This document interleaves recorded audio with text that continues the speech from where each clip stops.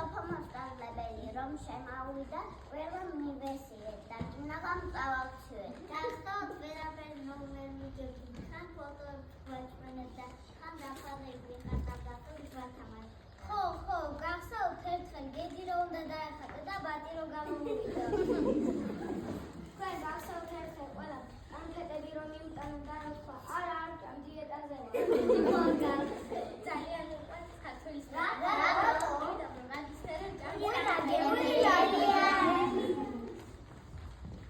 იცი კარგია, მაგრამ აბა რა ვისწავლეთ ქართულის გაკვეთილზე. მე ხარისი ვისწავლით თქვა.